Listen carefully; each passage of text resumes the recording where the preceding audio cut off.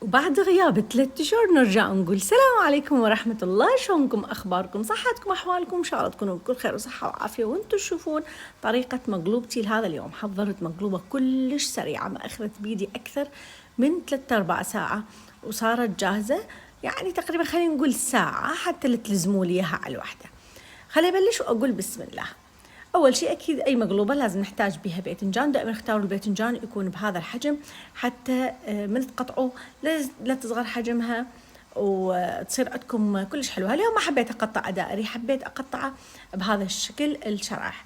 راح أخلي عليه كمية من الملح وأتركه على جنب حتى يذب كل السائل اللي بداخله، حتى من أقلي لا يمتص زيت. خليته بهذا المصفي مثل ما تشوفون بعد ما رشيت عليه الملح.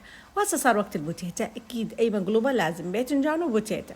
وهسه هواية جتني أسئلة على الانستغرام، وينك يا معودة غايبة صار 3 أشهر، أسأل مانع خير ما شنو.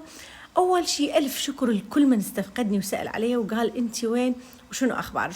ثاني شغلة، أنا هاي 3 أشهر بديت بيها، فتحت مشروعي الجديد اللي كنتوا تطالبوني بيه وتكتبوا لي على انستغرام هواية ايش وقت نذوق هاي الأكلات مالتك اللي تنزليها. أنا صراحة ما كان بالي هالمشروع، صار 2 سنين تجيني هواية رسائل على الانستغرام. ما يصير هيجي بس تنشرينا واحنا نباوع وما نذوق، خلينا على الاقل سوي لنا توصيل فتشي فتحي لنا مطعم. المهم ما طول عليكم السالفه، خلي اول شيء اقول لكم هنا عندي قطعتين من صدر الدجاج تقريبا وزنها بين 400 إلى 500 غرام. قطعتها مكعبات ورشيت عليها ملح وشويه من بهارات الدجاج، وراح ايضا ازيد عليها شويه من الفلفل الاسود، وراح ازيد عليها اكيد بصل بودره وثوم بودره. هاي الشغلات صديقه الدجاج. وراها راح ازيد فد شغله كلش طيبه راح تنطيها نكهه اللي هي الخردل. شويه من صوص الخردل، شويه من الخل حتى تفحفح ريحتها وحموضتها، وشويه من الكاتشب، كاتشب حار او بارد انتم براحتكم. واهم شيء دبس الرمان، غرقوها دبس رمان، ايش قد ما يعجبكم خلوا دبس رمان كلش طيب. راح اقلبها وبدي اشتغل على نار عاليه، وبنفس الجدريه اللي راح اسوي بيها المقلوبه سويت بيها الدجاج حتى تبقى النكهات بالاسفل.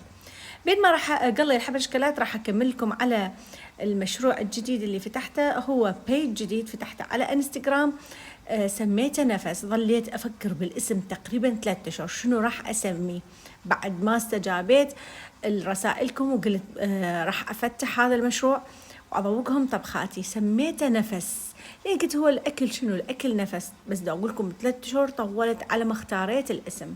هاي 3 أشهر بس اختارنا الاسم، من غير ما 2 سنين يكتبوا لي على انستغرام واقول لهم ها وما اقدر وان شاء الله، وعلى ما القي شركه توصل ومن هالسوالف.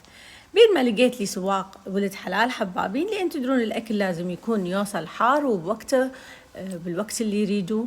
وما عندنا للاسف توصيل محافظات، لان هواية تجيني رسائل انه توصيل محافظات. طبعا للناس اللي متابعيني واللي يعرفون طبخاتي، فللاسف حاليا احنا فقط ببغداد. هنا بعد ما استوى عندي شوفوا الدجاج وكملت تقلال حبشكلات، وخرت الدجاج وخليت الطماطة شرايح اللي قطعتها سلايزات او شرايح، شوفوا انتم شو سموها. رجعت الدجاج وبديت ارص الطبقات، الباذنجان والبوتيتا والحبشكلات اللي قليتها بالفيديو مثل ما شفتوها، البصل والفلفل وباقي الشغلات، وطبقت التمن وسويتها بهاي الطريقة، وطلعت أطيب مقلوبة خرافية. حضرتها قلت لكم ما طولت بيها 3-4 ساعة. طبعا شنو راح شوي أكون أتأخر عليكم بالفيديوهات، فلا تلوموني، لأن بين المشروع وبين الفيديوهات بين القناة وبين البيت، وتعرفون البيت عندي هالسنة أيضا طالبة سادس إعدادي، فشوفوا الله يكون بعوننا.